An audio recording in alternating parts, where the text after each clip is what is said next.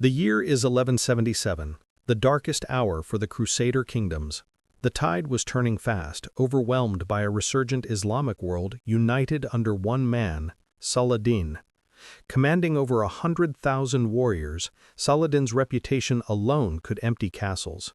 Jerusalem was preparing for the end. But on the throne sat Baldwin IV, the Leper King. Crowned at 13, his body was failing due to advanced leprosy. At just 16, his hands were wrapped in silk bandages, his face hidden behind a silver mask. They called him cursed, but somehow, impossibly, he ruled with a clarity that stunned all. He was racing against his own body, knowing each battle might be his last. In autumn of 1177, the terrifying news arrived. Saladin's massive army was spread out across 3 miles, their guard completely down. Baldwin, suffering agony, insisted on being lifted onto his horse, strapped to the saddle as his legs could no longer grip.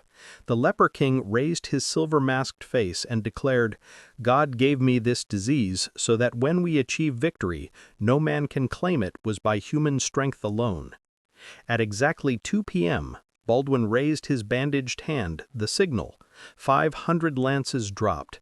The impossible attack had begun.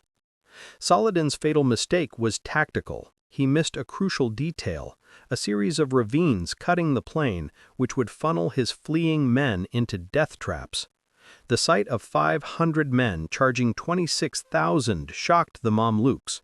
Saladin himself, watching from his command post, dropped his mace.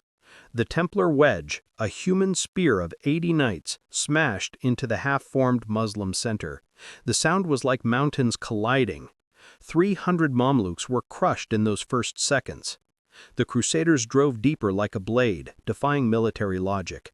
Saladin's center, 8,000 strong, began to buckle. Then Baldwin's 3,000 infantry appeared on the Muslim flank, materializing from dead ground. Panic became contagious. Shouts of "We're surrounded" spread through the ranks. The impossible was happening. 26,000 warriors were being routed by a force they outnumbered 52 to 1. At 3 p.m., the unthinkable occurred. Saladin's personal guard, 2,000 elite Mamluks, broke. Saladin abandoned his horse and mounted a racing camel to escape.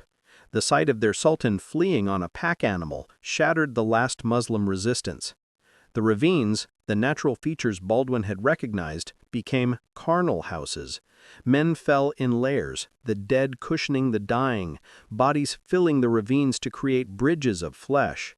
Knights chased the fleeing enemy for miles, their blood up, the very ground slick with blood. The pursuit only ended when the Crusader horses finally collapsed. Baldwin, strapped to his saddle and unable to feel his sword hand, led charge after charge. Christian and Muslim chroniclers alike called this moment divine punishment. By sunset, the Muslim army was shattered. Of 26,000 warriors who woke that morning, fewer than 2,000 saw the sunset.